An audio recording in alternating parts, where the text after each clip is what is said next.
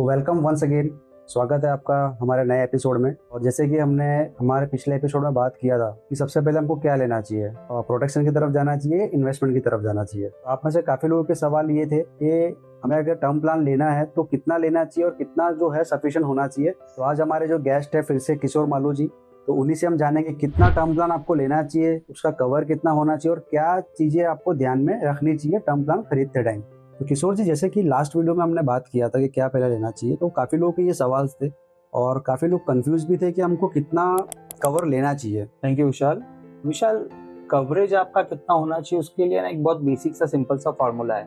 आपकी जो भी ईयरली अर्निंग्स है आप उसका 20 मल्टीपल्स टर्म प्लान ले लीजिए। ओके, जैसे कि किसी की सैलरी अगर 5 लाख रुपए पर ईयर है तो 5 लाख इंटू 20 यानी कि 1 CR होता है जी, तो उसके लिए 1 CR का कवर लेना चाहिए। राइट। बट लेकिन कुछ लोग ये भी बोलते हैं कि मेरे लिए 50 लाख का कवर सफिशिएंट है, किसी का 1 CR का सफिशिएंट है, तो किसी को 2 करोड़ का सफिशिएंट है। तो ये कैसे मेजर किया जा सकता है? बेसिकली विशाल, मैंने आपको क्यों बोला कि 20 मल्टीपल ऑफ योर इनकम आप ले लीजिए टर्म प्लान। उसका रीजन ये है, समझिए आप फॉर एग्जांपल आप 50,000 रुपया कमा रहे हैं महीने का, तो साल की 6 लाख हुए, उसका मल्टीपल 1 करोड़ 20 लाख होता है।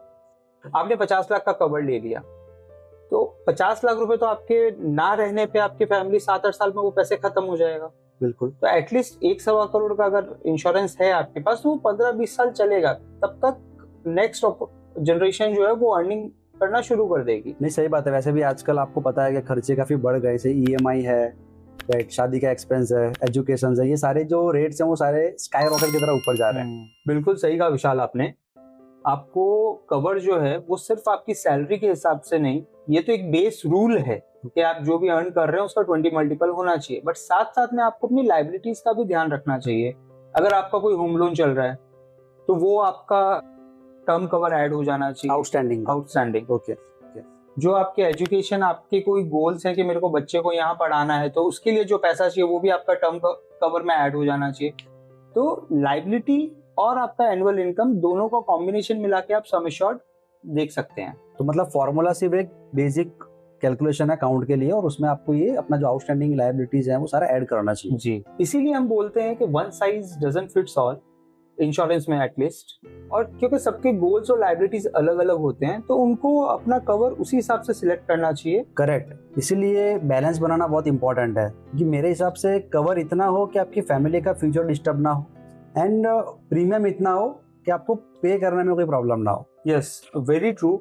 और ये गुड न्यूज है हमारे लिए कि गवर्नमेंट ने इंश्योरेंस को लग्जरी आइटम ना मानते हुए इससे GST वेव ऑफ कर दिया है।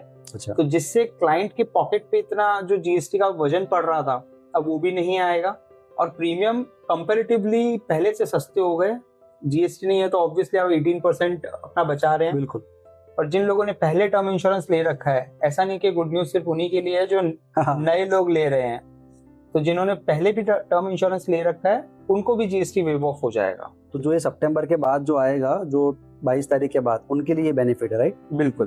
तो 22 सितंबर के बाद जितने भी रिन्यूअल्स हैं उन पे GST नहीं लगता। ओके, बिल्कुल सही कहा किशोर जी। लेकिन अगर किसी को टर्म प्लान लेना है तो उनको टर्म प्लान लेते वक्त किन चीजों का मेजर ध्यान रखना चाहिए?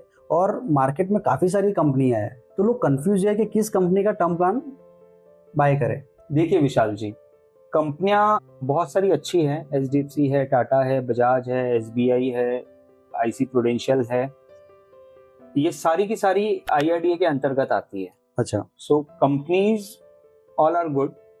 मैं पर्सनली लोगों को एडवाइस करता हूं to go with Bajaj. Bajaj का सॉल्वेंसी रेशियो जो है ना वो 360% है, जो कंपनी की स्टेबिलिटी एंड ग्रोथ को बताता है। ओके। और क्लेम रेशियो की भी अगर बात करूं तो बजाज का क्लेम रेशियो इज रफली अराउंड 99.35 और 40 समथिंग। ओके। और दूसरा रीजन ये है कि बजाज सिर्फ डेथ बेनिफिट तक लिमिटेड नहीं है, और भी उसमें काफी सारे बेनिफिट है। अगर लिविंग बेनिफिट है, डिसेबिलिटी बेनिफिट और बहुत सारे फीचर्स और भी एड ऑन है उसमें डेथ बेनिफिट के अलावा। जी। ओके, तो thank you Kishore ji. I hope कि जो भी हमारे व्यूअर्स हैं उनके जितने भी कंफ्यूजन है वो सारे फुलफिल हो चुके हैं। तो दोस्तों, आज हमने जाना कि टर्म प्लान कितना लेना चाहिए और टर्म प्लान लेते वक्त किन चीज़ों का ध्यान रखना चाहिए। जैसे किशोर जी ने बताया, solvency ratio, claim settlement ratio और भी कई जो एड ऑन फीचर्स हैं, राइट, क्या वो आपके टर्म प्लान में है या नहीं। तो जब भी आप टर्म प्लान परचेस करें तो इन चीज़ों का ध्यान जरूर रखें। अगर ये एपिसोड पसंद आया तो हमें सब्सक्राइब करिए। मनी 5 एंड फिन यात्रा पे आपको ऐसी ही फाइनेंशियल टिप्स मिलती रहेगी। मिलते हैं अगले एपिसोड में। Thank you.